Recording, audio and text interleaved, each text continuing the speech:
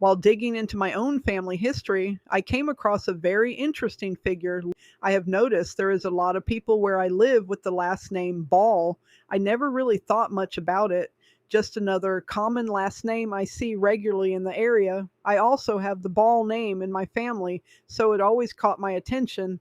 Well, the man I'm about to tell you about is part of my family. I have learned, and I want to share him with you.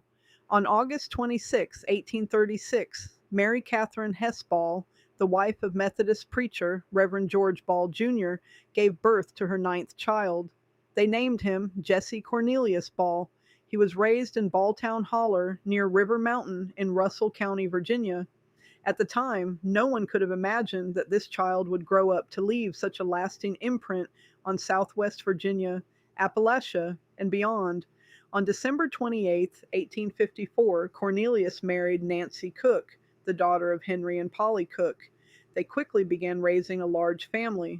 Their first child, George W. Ball, was born the following year, but like several of their children, he did not survive long after birth. In total, Nancy gave birth to 17 children, including two sets of twins, and together they endured the loss of six. After years of raising her family, Nancy developed cancer and passed away on February 17, 1892, in Russell County. Not long after Nancy's passing, Cornelius found companionship again with a much younger woman named Margaret Annie Goldback. She was the daughter of Danish immigrant Peter Goldback and his wife Minerva.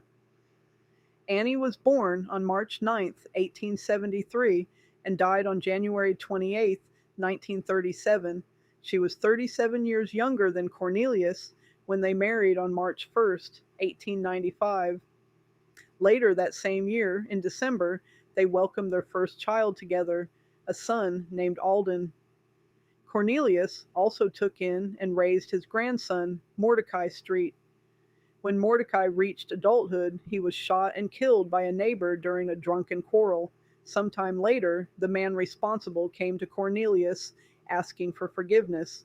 Cornelius asked him if the Lord had forgiven him, and the man said he believed he had. Cornelius replied, "Well, I reckon if he can forgive you, then I guess I can too."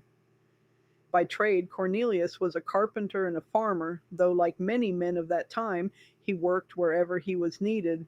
During the Civil War, he served in the Confederate military in the 72nd Regiment Virginia Militia, Russell County, and most of his brothers also fought for the Confederacy. He was known as a man who loved children and enjoyed having people gathered at his home.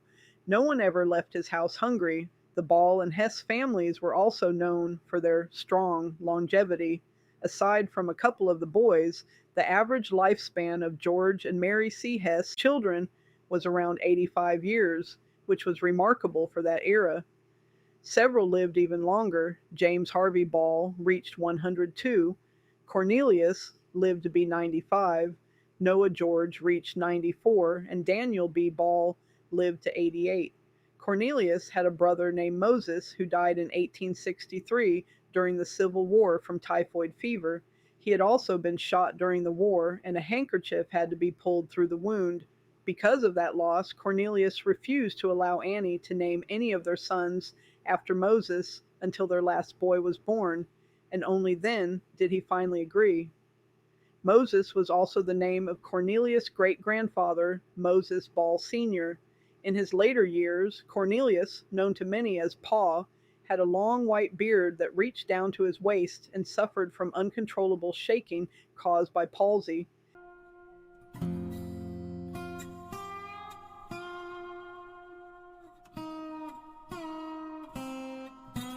He passed away on March 24, 1931, on the Buchanan County side of Sandy Ridge, and was buried in the Cornelius Ball Cemetery on Combs Ridge near Council in Buchanan County. There is also an official government document tied to his burial, an application for headstone filed after his death. On that record, he is listed Private Company A. It shows his death date as March 24, 1931, and lists the cemetery location as Council, Virginia. The application was submitted by Anna Ball in 1933 to have a government issued marker placed at his grave. His daughters, known as Aunt Boots, lived until 1999, becoming the last surviving child of Cornelius Ball. It's remarkable to think that a man born in the 1830s still had a living daughter at the turn of the millennium. Today, his descendants are spread from coast to coast. We also recently found the lost grave of one of his sons, David D. Ball, just sitting in the woods, completely out of sight and mind.